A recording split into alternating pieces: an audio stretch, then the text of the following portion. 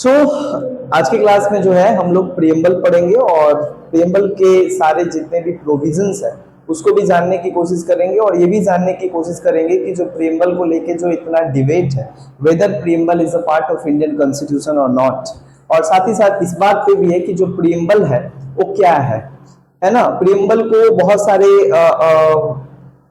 जो लोग हैं उसमें भी क्या है, एक डिबेट है, कंट्रोवर्सी है। कुछ लोगों का कहना है कि प्रियम्बल जो है संविधान का पार्ट नहीं है, कुछ लोगों का कहना है कि नहीं प्रियम्बल जो है संविधान का पार्ट है। सच क्या है और सुप्रीम कोर्ट का इसके ऊपर क्या राय है, इसको भी जो है हम लोग समझते चलेंगे। पर सबसे पहले समझते हैं कि प्रियम्बल होता क्या है ना।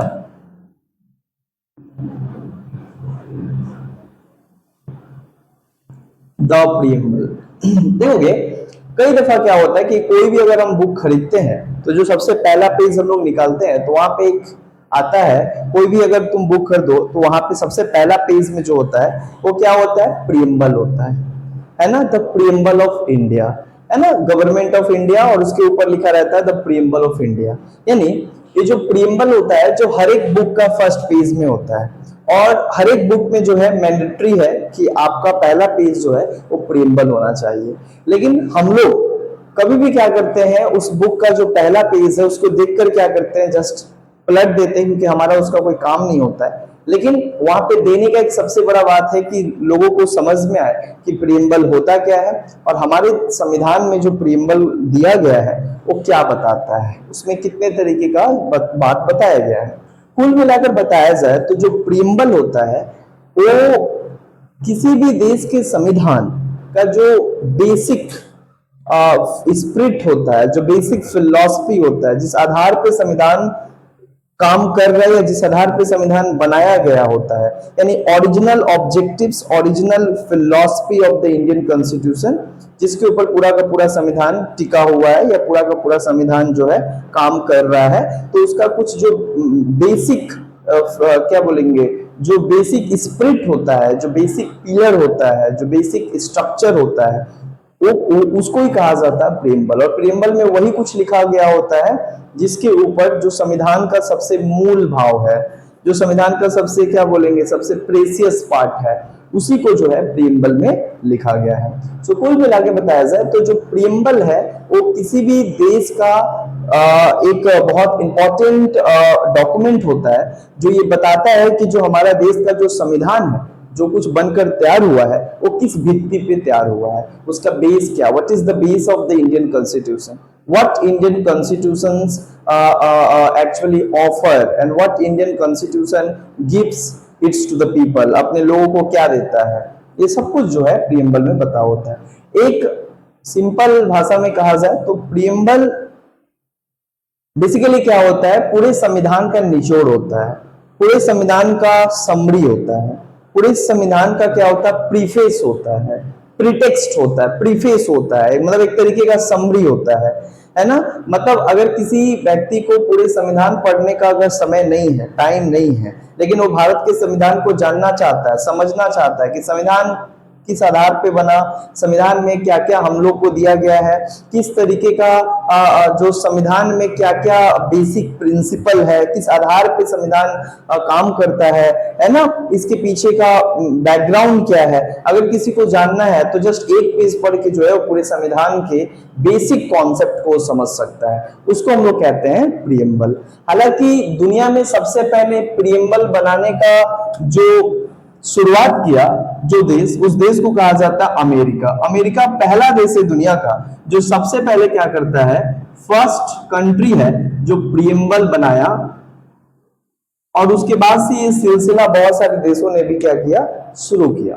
यानी सबसे पहले America was the first country who drafted the preamble before the making of constitution. यानी संविधान बनाने से पहले जो है उन लोगों ने क्या किया, एक संविधान का बेसिक स्पिरिट और बेसिक फिलॉसफी को जो है एक जगह लिखकर तैयार किया, जिसके आधार पे ही आगे का संविधान और पूरा संविधान क्या होगा, लिखा जाएगा।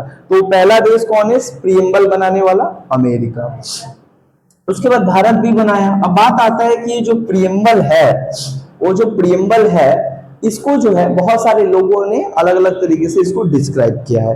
एक व्यक्ति का कहना है N.A. पलकविला। N.A. पलकविला बोल के एक बहुत ही फेमस जूरिस्ट है, बहुत ही पॉपुलर लाइक कॉन्स्टिट्यूशनल एक्सपर्ट है, जो कहते हैं व्हाट इज प्रीएम्बल। वो बोलते हैं एक शब्द में अगर प्रीएम्बल को बताया जाए तो preamble is the identity card of the constitution. Preamble कुछ नहीं होता है, ये एक आइडेंटिटी कार्ड होता है, एक आइडेंटिटी होता है, identity card of the constitution. यानी संविधान का क्या होता है, आइडेंटिटी कार्ड होता है।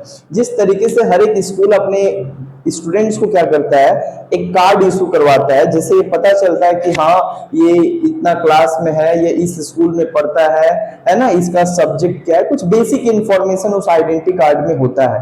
ठीक उसी तरीके से संविधान का आइडेंटिटी कार्ड होता है प्रीएम्बल, जिसमें कुछ बेसिक मेन चीज जो है उसमें होता है। सारा कुछ तो डिटेल में लिखना पॉसिबल नहीं है आइडेंटिटी कार्ड में, बट आइडेंटिटी कार्ड से पता ये चल जाता है कि ये कौन सा स्कूल से है।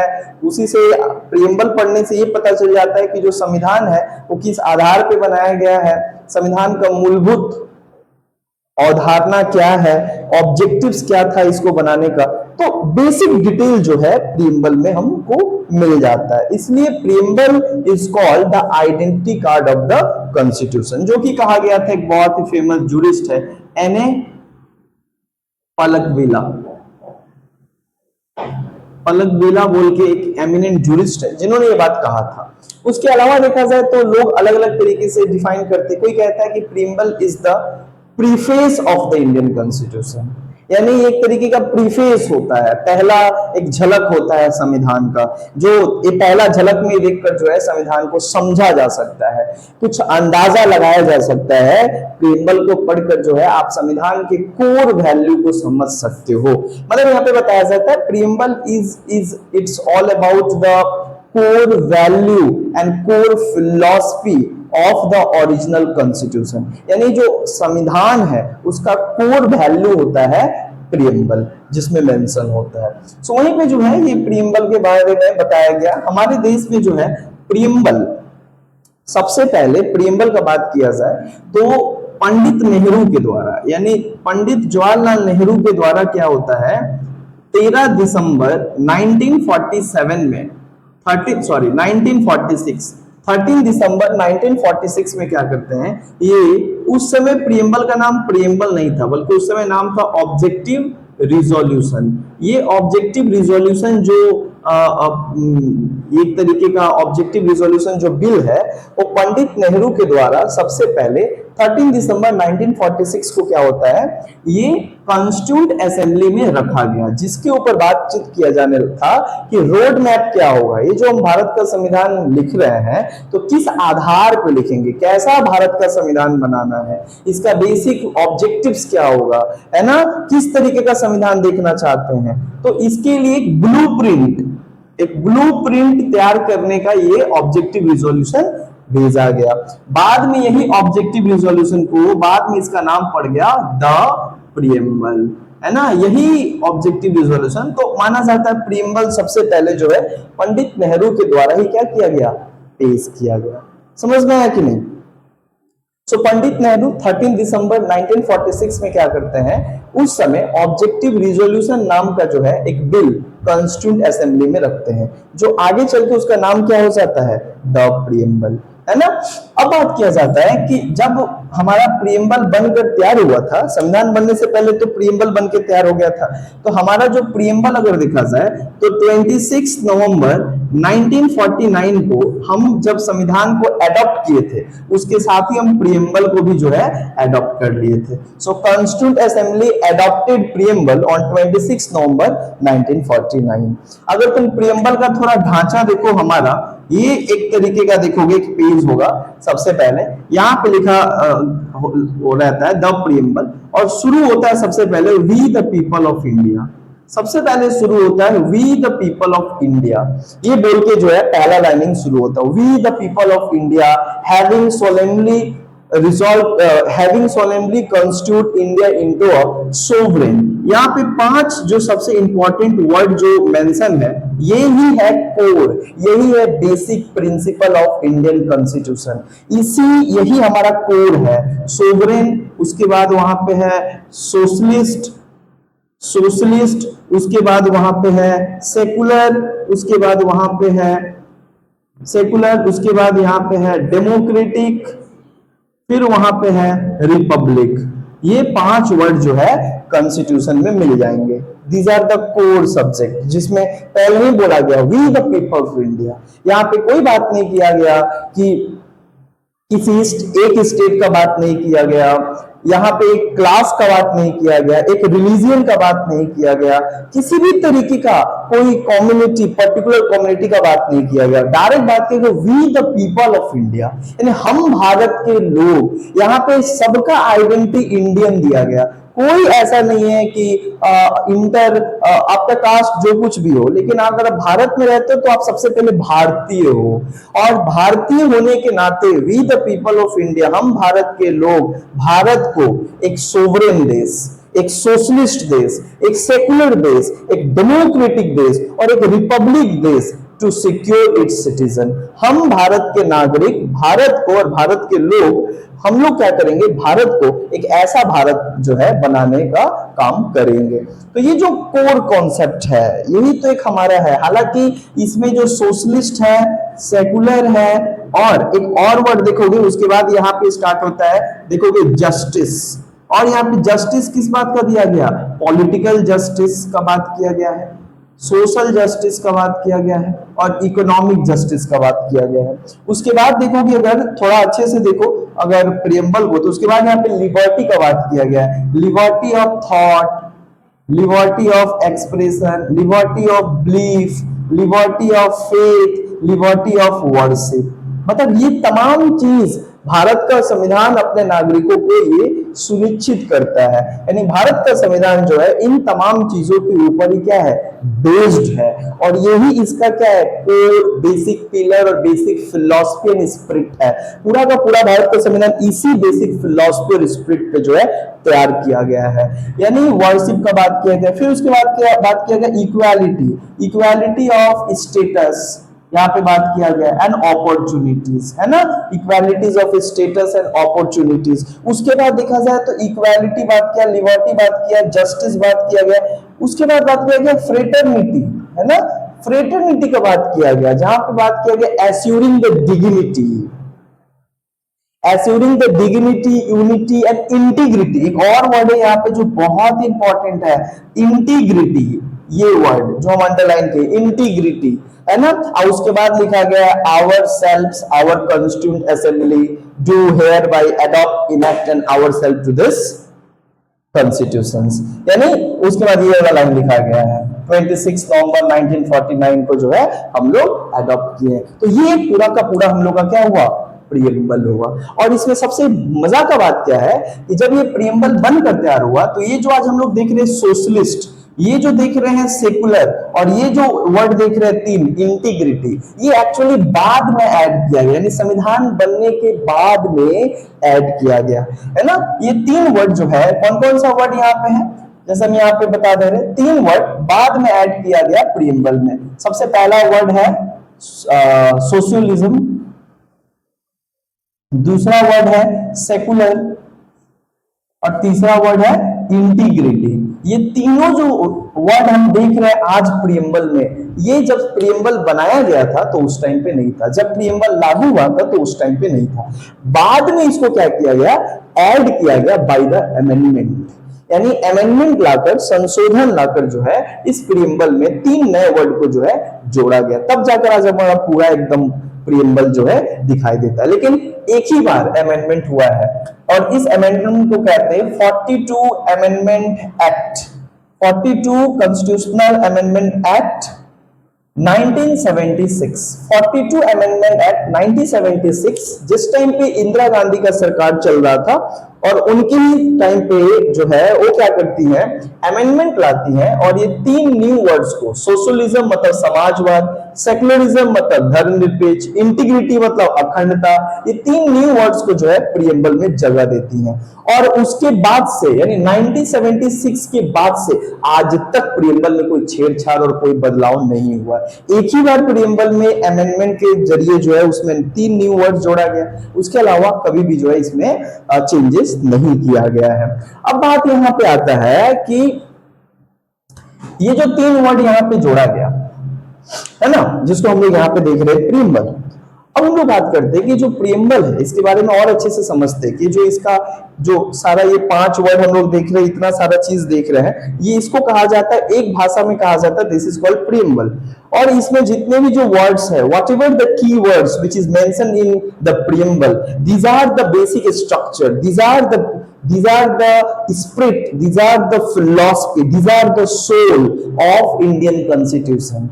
यही तो सोल है इंडियन कॉन्स्टिट्यूशन का। ये अगर निकाल दो तो इंडियन कॉन्स्टिट्यूशन का कोई एक पेपर का भाव हो जाएगा, है ना। तो ये जो कोर वर्ड्स हैं, दीज एक्चुअली क्या बोलेंगे, एक जान डाल दे रहा है संविधान में, है ना, जिसको आज हमारा संविधान, जिसको हर धर्म हर जाति के लोग के ऊपर लागू होता है और किसी को किसी भी तरीके का कोई दिक्कत नहीं है संविधान को मानने का, है ना।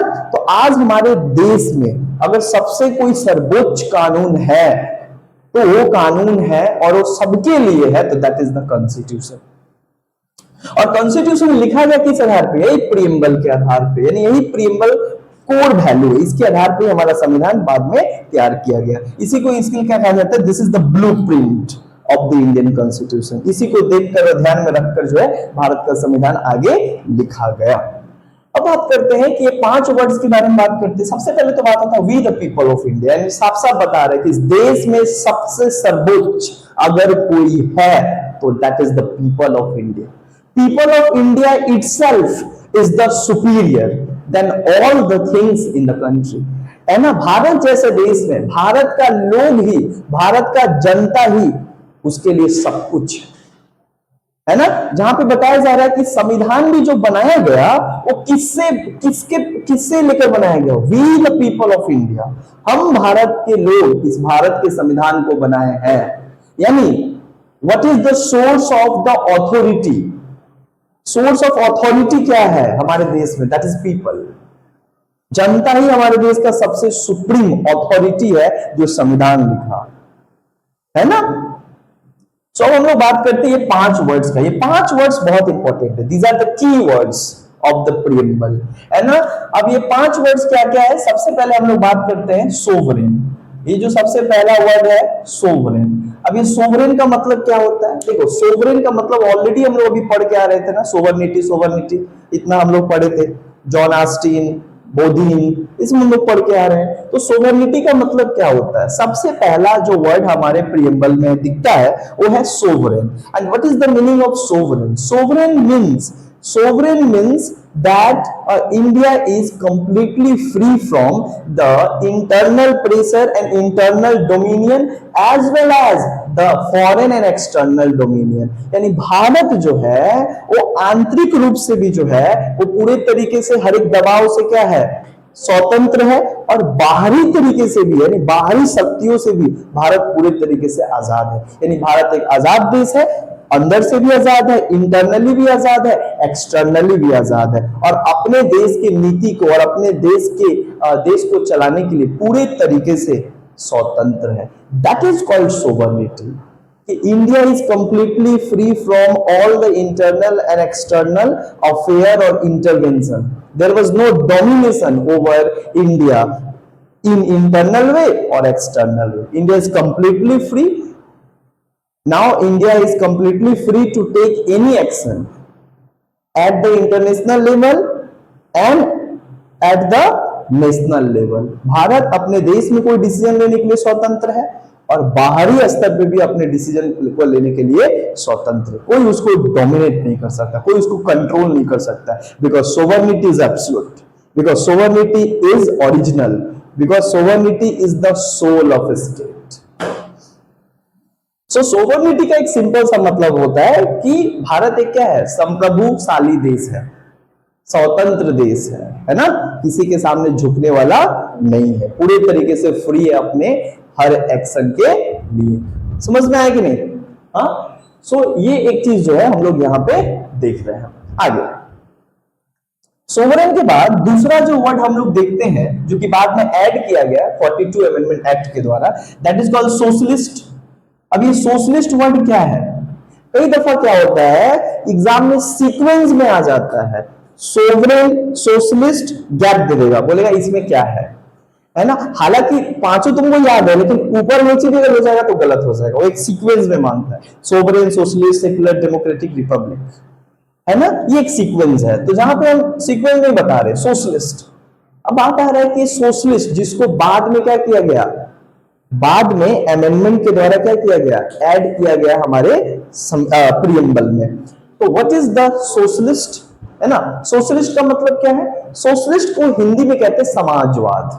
यानी यहां पे कहा गया कि भारत को हम एक समाजवादी देश बनाएंगे। समाजवादी का मतलब होता है सबका साथ, सबका विकास। कोई एक ग्रुप को नहीं देखेंगे, एक व्यक्ति को नहीं देखेंगे, एक कैटेगरी को नहीं, एक धर्म को नहीं, एक हम भारत के लोग, हर एक लोग को, गरीब हो, अमीर हो, कुछ भी हो, छोटा जाति का हो, नीचे जाति का हो, सभी को एक जैसा अपॉर्चुनिटी देंगे आगे बढ़ने का। और साथ ही साथ उनके साथ हो रहे जो इनजस्टिस है, इनइक्वालिटी है और जो पोवर्टी है, उसको हम लोग रिड्यूस करेंगे, यानी उसको कम करेंगे। This idea is called socialism, and socialism actually promotes two things. One is equal opportunity given to everyone, or second is reduction of poverty and inequality among the people. लोगों के बीच और लोगों के बीच में जो गरीबी है या जो असमानता है, उसको खत्म करके एक इक्वल सोसाइटी बनाना, एक ऐसा समाज बनाना जिस समाज में हर लोग जीवन अच्छे से जी सके, हर लोग अपनी इच्छा से कुछ कर सके, हर लोग को समान अवसर मिले हर चीज करने का। केवल अमीर को ही हर चीज न मिले, गरीबों को भी वो उतना कुछ मिले जितना अमीरों को मिल रहा है। एक इक्वल सोसाइटी बनाना, एक इक्वल ग्राउंड बनाना है, एक ऐसा समाज बनाना है जहां पे समाज के हर लोग इक्वली कुछ भी कर सके, इक्वली जो है रह सके, यूनिटी उनके अंदर लाया जा सके। तो socialism actually promotes the equality and also justice. न्याय के साथ साथ समानता उनको दिया जाए, किसी के साथ इनइक्वालिटी नहीं। दिस इज कॉल्ड सोशलिज्म, जो कि बाद में अमेंडमेंट करके जोड़ा गया। और हमारे देखो दो तरीके का सोशलिज्म है। एक होता है मार्क्सिस्ट सोशलिज्म, एक होता है Gandhian socialism. But we actually adopted Gandhian socialism, we actually adopted democratic socialism, we never follow Marxist and communist socialism. There are two kinds of socialism. There are two brands of socialism. Socialism में भी दो तरीके का socialism है। एक जो है वो कार्ल मार्क्स वाला सोशलिज्म है, एक जो है गांधी वाला सोशलिज्म है। तो भारत में जो सोशलिज्म वर्ड ऐड किया गया है, ये मार्क्स वाला नहीं है बल्कि गांधी वाला है। जो गांधी सबका साथ, सबका विकास, सबका बात करते थे, है ना। लेकिन कार्ल मार्क्स तो सोशलिज्म उसका अलग ही था। वो कहता था कि केवल रिच को खत्म कर दो, केवल वर्कर्स ही हर जगह रूल करेंगे, वर्कर्स को ही सबसे ज्यादा समाज में प्रायोरिटी मिलना चाहिए। रिच कैपिटलिस्ट को उखाड़ के फेंक दो, कैपिटलिस्ट होना ही नहीं चाहिए, कोई कैपिटलिस्ट नहीं होना चाहिए, वर्कर्स होना चाहिए। और वर्कर्स को सारा राइट, सारा प्रायोरिटी, और हर वर्कर्स को अच्छा तरीके का जीवन मिलना चाहिए, है ना, एक अच्छा लाइफ मिलना चाहिए। लेकिन गांधी बोलते हैं कि देखो रिच को, अब रिच होना जुर्म नहीं है, लेकिन उसके साथ साथ गरीबी भी ना रहे। तो गांधी ऐसा वाले थे, दोनों को मैनेज करके चलते थे, जिसको कहते हैं India believed in mixed economy.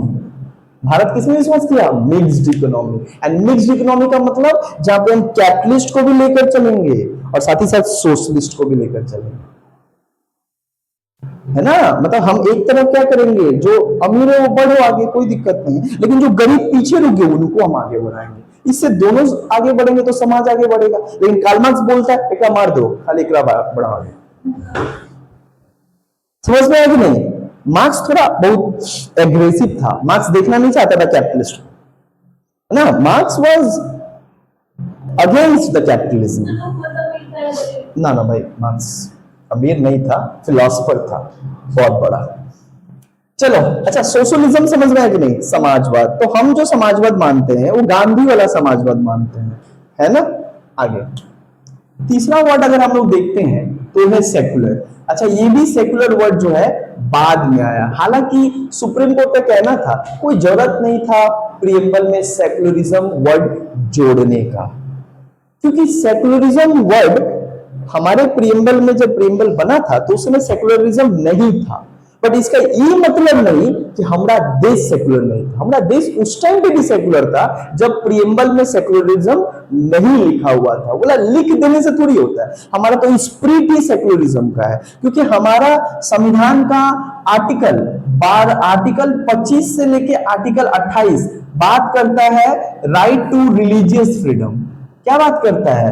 Right to religious freedom, यानी जहां पे सभी अलग अलग धर्म के लोगों को क्या करता है, आजादी देता है कि इस देश में आप कोई भी धर्म के क्यों ना हो, आपको अपने धर्म का क्या है, इंजॉय करने का, धर्म के फेस्टिवल, धर्म के रिचुअल्स को मानने का आप पूरी तरीके से स्वतंत्र हो। आप अपना हर कुछ करने के लिए स्वतंत्र हो, जो धर्म का है आप मानो, आप प्रचार करो, प्रसार करो, सब कुछ कर सकते हो।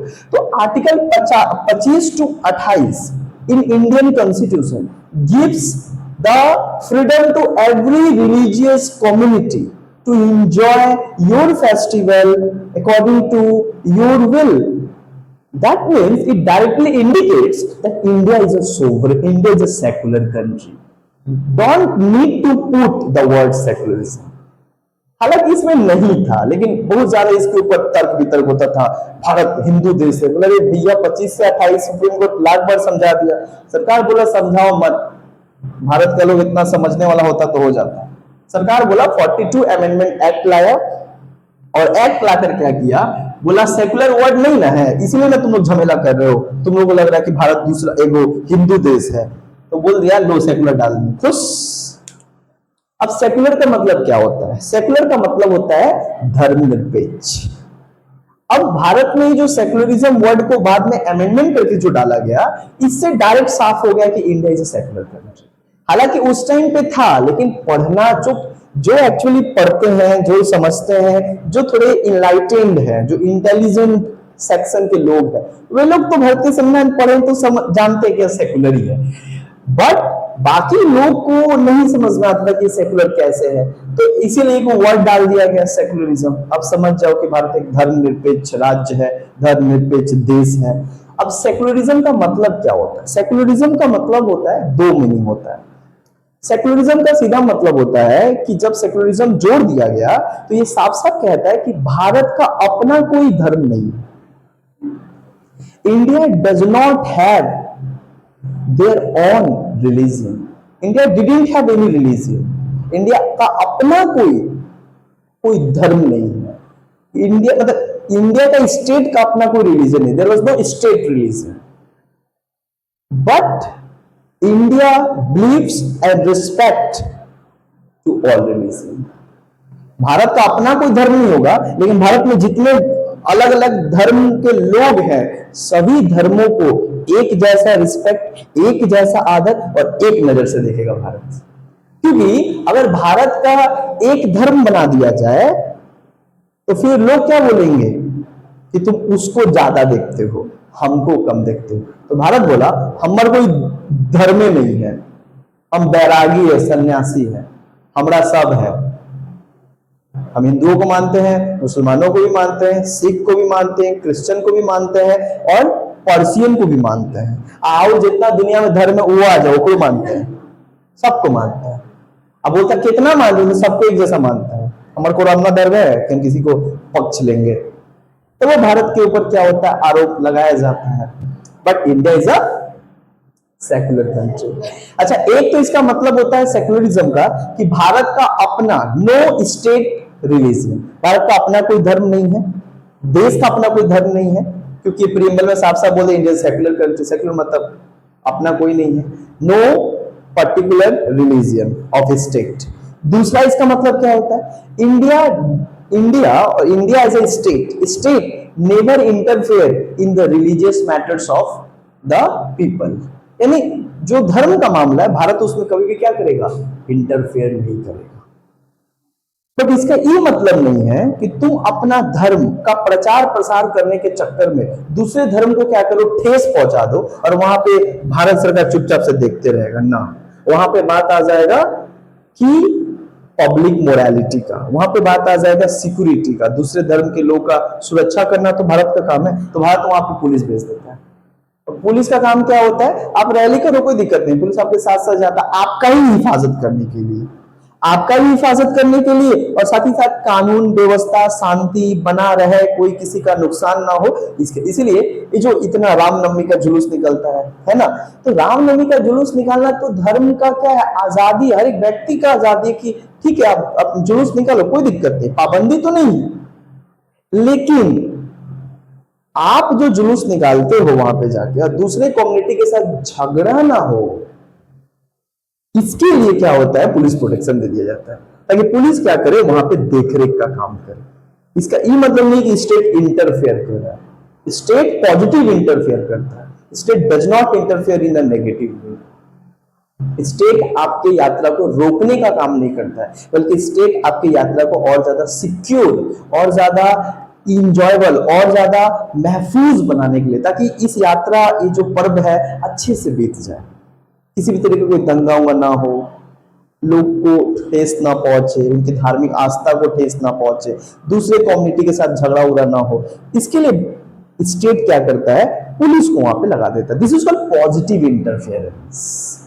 तो सेक्युलरिज्म का दो ही अर्थ है, एक अपना स्टेट का कोई रिलीजन नहीं है, स्टेट सभी धर्मों को एक जैसा मानता है, इक्वल रिस्पेक्ट करता है, और साथ ही साथ स्टेट कभी भी किसी के धार्मिक मैटर्स में जो है इंटरफेयर नहीं करेगा। अब तुम अपना पूजा पाठ करवा रहे हो, क्या जरूरत है स्टेट को इंटरफेयर करने, करवाओ, तुम्हारा जो मन में करवा करना है करवाओ, तुम भगवा पहनो, कोई भी कुछ पहनो, उसे कोई मतलब नहीं है स्टेट को। हाँ, बट स्टेट को वहां पे मतलब है जहां से आपके किसी एक्टिविटी से, कोई भी एक्टिविटी से अगर दूसरे कम्युनिटी को हार्म ना पहुंचे, वो ध्यान में रखना पड़ेगा आपको। अगर वो आप ध्यान में नहीं रखते हो तो स्टेट वहां पे आएगा। स्टेट एक बैरियर के रूप में काम करेगा ताकि दोनों में पीस हो, अच्छे से दोनों का कम्युनिटी का निकल जाए। समझ में आया? This is called secularism. धर्मनिरपेक्ष समझ में आया? तो भारत का अपना कोई धर्म नहीं है। हाँ, लेकिन पाकिस्तान का प्रीएम्बल में डायरेक्ट लिखा है, पाकिस्तान वाला डायरेक्ट लिखा है, Pakistan is an Islamic state. But हमारे कहा, हमारे प्रीएम्बल में लिखा है कि India is a Hindu. Hindu तो है ही नहीं, दिस वाज सेकुलर। सेकुलर का मतलब था believes in all religion, respect to all religion, but there is no Indian, there is no religion of state. देश का अपना कोई धर्म नहीं होगा, लेकिन ये सभी धर्मों में सम्मान और सभी धर्मों में क्या रखेगा, आस्था रखेगा। अच्छा, उसके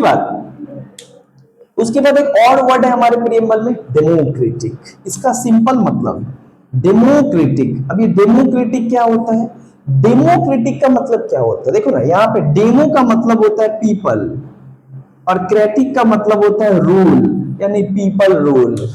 साफ बता रहा है कि भारत जो देश है वहां पे लोगों का शासन चलेगा, किसी व्यक्ति विशेष का ना, मतलब पीपल रूल। और पीपल रूल का मतलब क्या होता है, यानी people is the master of the country, people is the master, people decides, people makes the law, people takes the decision.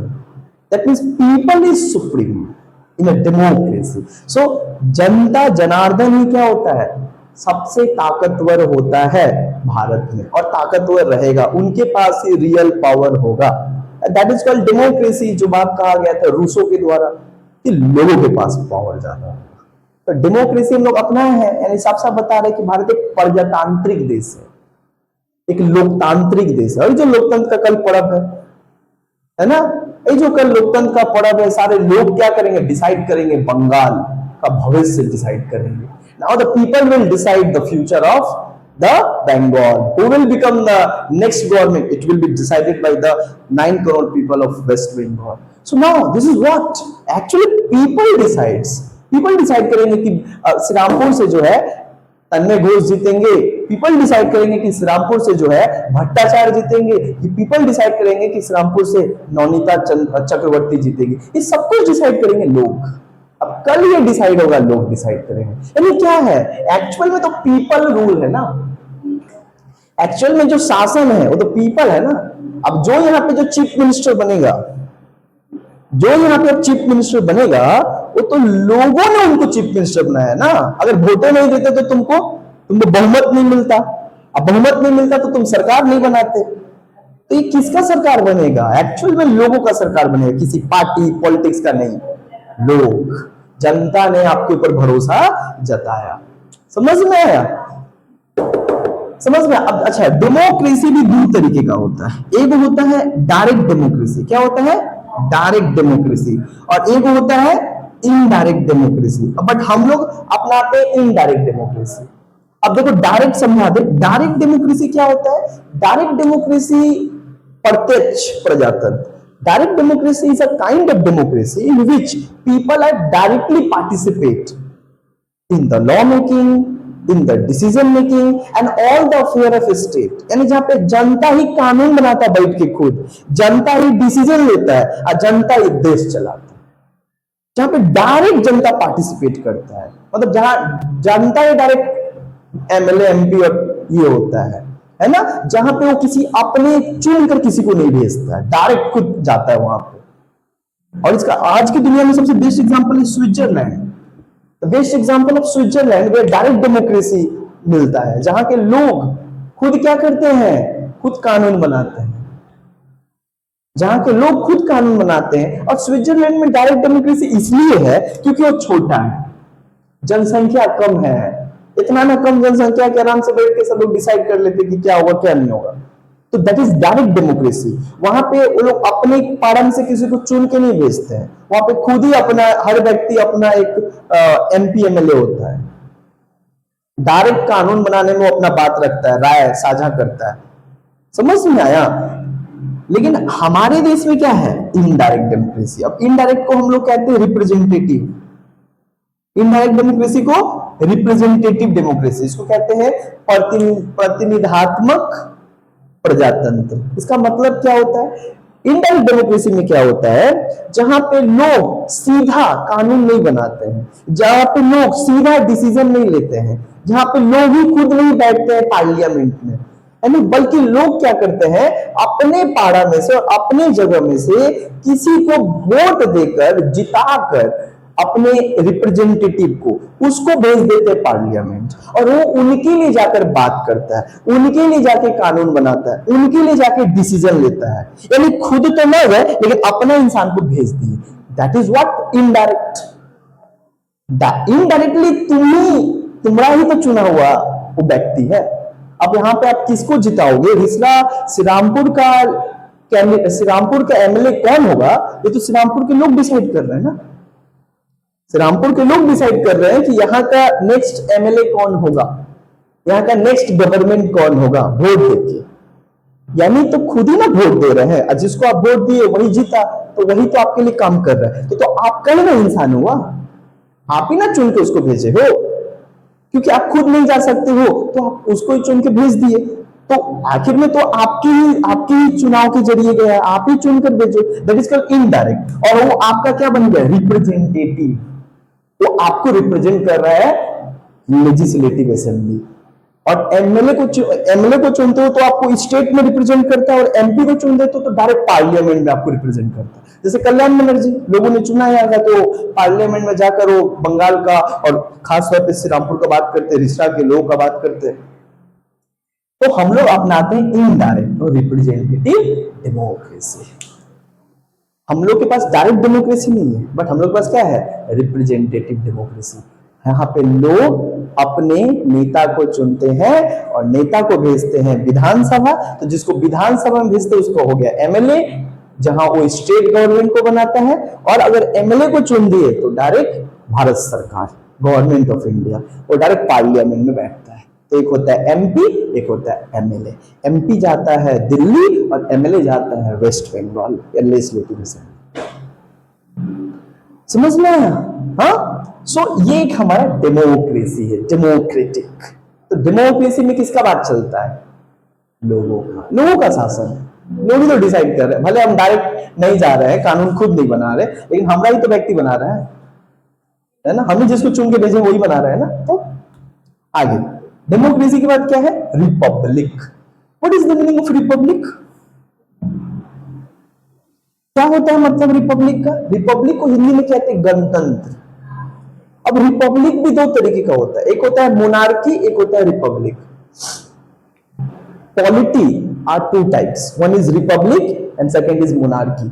India adopted republic system, इसलिए तो रिपब्लिक लिखा हुआ है। हम गणतंत्र वाले देश है। गणतंत्र मतलब क्या होता है, जहां पे जो स्टेट का हेड होगा, यानी देश का जो हेड होगा, like president, head of state is indirectly elected by the people of state. यानी जहां पे जो देश का प्रधान होगा, देश का जो हेड होगा, राष्ट्रपति, वो जनता के द्वारा तय किया जाएगा, किसी फैमिली, किसी हेरिडिटरी मेथड से नहीं आएगा। मतलब the head of state is not come from the heredity और सक्सेशन। ऐसा नहीं है कि पीढ़ी दर पीढ़ी और किसी फैमिली और किसी वंश से आएंगे, राजा का बेटा राजा बने, ये सब कहानी ना है। हमारे पास रिपब्लिक है। रिपब्लिक का मतलब होता है जनता तय करेंगे कि स्टेट का हेड कौन होगा। जैसे जनता तय करते हैं कि एमपी कौन होगा, एमएलए कौन होगा, ठीक उसी तरीके से तय करेंगे कि इस भारत देश का जो हेड है यानी राष्ट्रपति, वो कौन बनेगा। तो राष्ट्रपति भी डिसाइड किया जाता है भारत के लोगों के द्वारा, इनडायरेक्टली। समझ में, इनडायरेक्टली। तो इसको कहते हैं रिपब्लिक। एंड दैट्स व्हाई हमारे देश का रिपब्लिक डे मनाया जाता है ऑन 26 जन को हम लोग मनाते हैं रिपब्लिक डे, गणतंत्र दिवस। और उस दिन झंडा फहराते हुए लाल किला पे दिखाई देते हैं राष्ट्रपति। सेम चीज। रिपब्लिक का मतलब क्या है कि जो हेड ऑफ स्टेट होगा वो लोगों के द्वारा चुनकर आए। और दूसरा, और एक बात, जो चुन कर आएगा वो 5 साल के लिए चुन कर आएगा, फिर लोग, और एक बात, कोई भी लोग, उस देश का कोई भी लोग हेड ऑफ स्टेट बन सकते हैं। कोई भी लोग, कोई भी व्यक्ति, कोई भी भारतीय नागरिक देश का राष्ट्रपति बन सकता है, बट कोई भारत का जो नहीं है वो नहीं बन सकता। भारत के लोग ही डिसाइड करेंगे भारत का राष्ट्रपति कौन होगा और भारतीय नागरिक ही। मोनार्की सिस्टम कहां पे है? इंग्लैंड में। जहां पे क्या होता है, head of state, king and queen will not appointed by the people of England but come from the heredity और सक्सेशन। राजा का उसका बेटा, फिर उसका बेटा, फिर उसका बेटा, ऐसे ऐसे करके। हाँ, कोई नहीं बनता है, हमारा आम लोग थोड़ी बनता है, एक ही फैमिली से तो बन रहा है। लेकिन हमारे देश में आम लोग तय करता है, तो आम लोग ही तो बनता है ना राष्ट्रपति। द्रौपदी मुर्मू जी हैं अभी राष्ट्रपति। समझ में आएगी नहीं? बोलो। हाँ, बन सकता है। या इंडियन सिटीजनशिप अगर आप ले लेते हो तो you will eligible to become the president of India. But in America, if you got the citizenship of America by the naturalization या बाय द रजिस्ट्रेशन प्रोसेस, आप किसी दूसरे देश से थे लेकिन वहां जाके कैसे भी नागरिक बन गए, बट वहां पे you will not eligible for the president of America. But in India you can eligible, you will become the president of India। Bharat में ये है। अमेरिका का संविधान बोलता नहीं, केवल अमेरिकन, जो ओरिजिनल अमेरिकन है। समझ में? आगे बढ़ते हैं। अब देखो ये 5 तो कीवर्ड समझे ना हम लोग। उसके अलावा आप समझते हैं जस्टिस। ये जो जस्टिस है, अब इसका हम लोग बात करते हैं। अब जस्टिस, हमारा संविधान साफ साफ कहता है कि हम अपने नागरिकों को क्या देंगे? न्याय देंगे। या हम अपने नागरिकों को क्या देंगे? न्याय देंगे। अब जो न्याय देंगे वो न्याय 3 तरीके का न्याय देंगे, है ना। जहां पे एक बोला गया सोशल जस्टिस देंगे, दूसरा क्या देंगे? पॉलिटिकल जस्टिस देंगे, और तीसरा क्या देंगे? इकोनॉमिक जस्टिस देंगे। तो कई बार क्वेश्चन पूछ दिया जाता है कि जस्टिस कितने तरीके का हमारे संविधान में दिया गया है, यानी हर एक नागरिकों को कितने तरीके का न्याय दिया जाना चाहिए?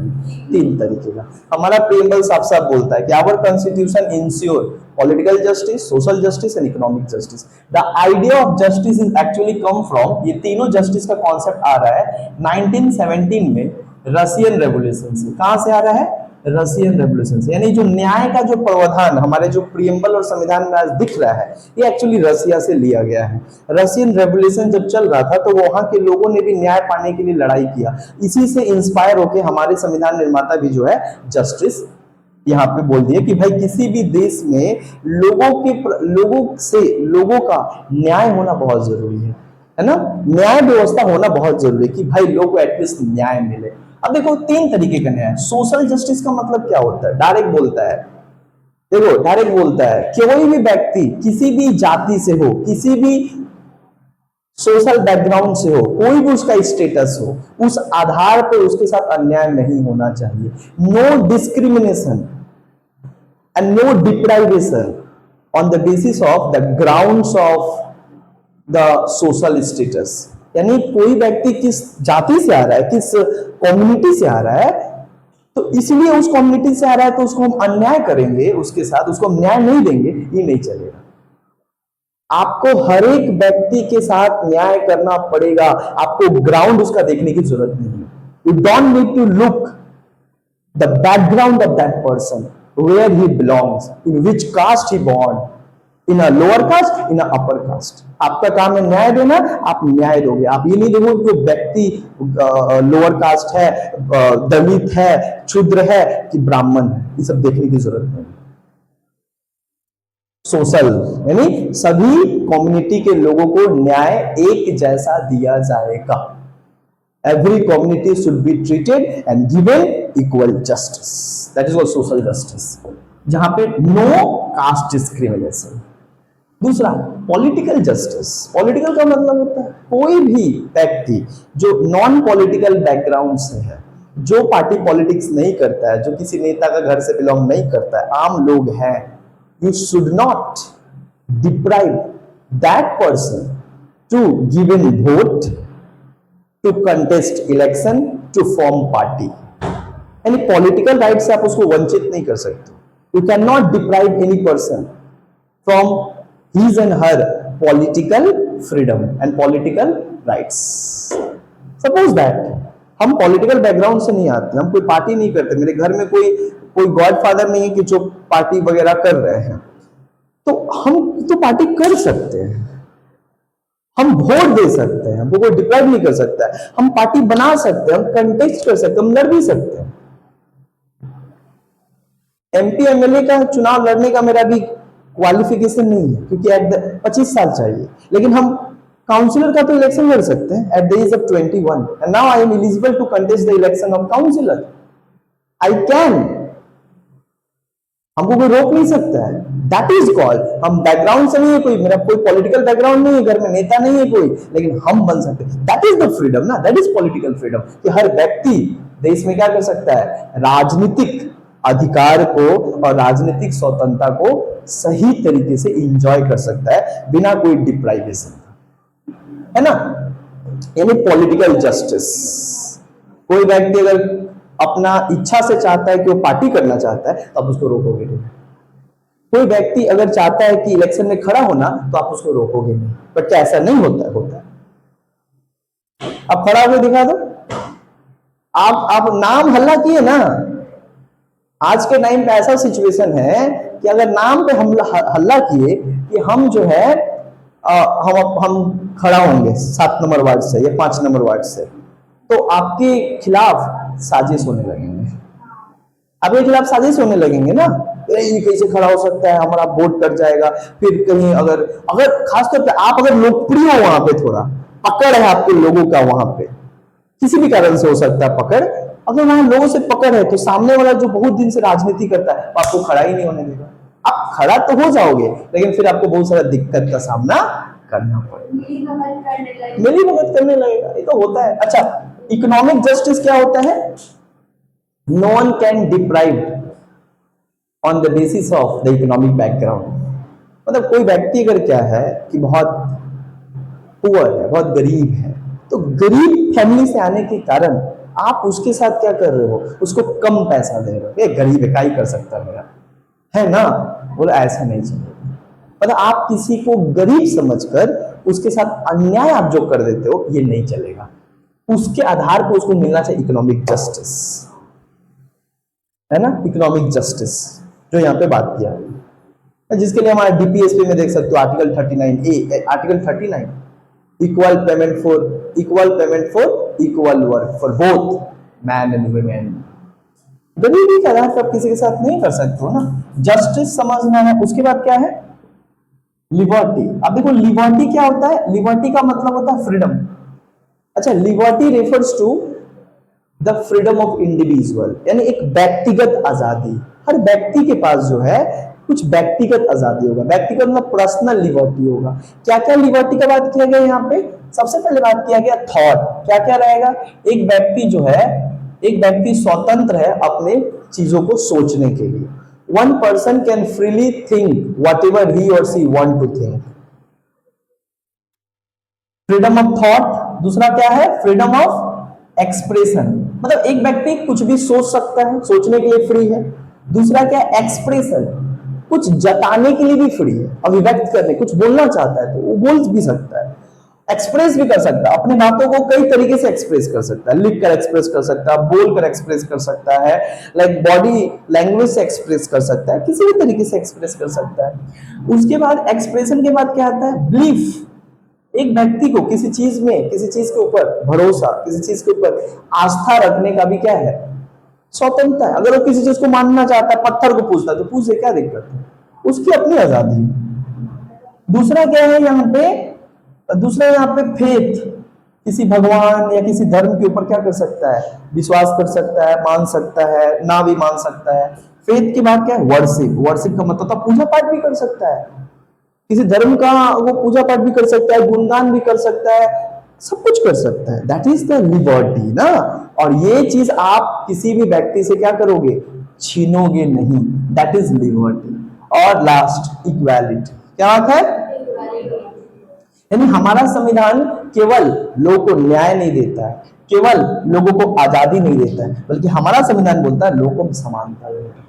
हमारे देश में सभी लोग को एक समान बिहेव किया जाए, सभी के साथ इक्वल ट्रीटमेंट हो, सभी को इक्वल स्टेटस दिया जाए, सब एक साथ रहे, किसी भी तरीके का डिस्क्रिमिनेशन और भेदभाव ना हो।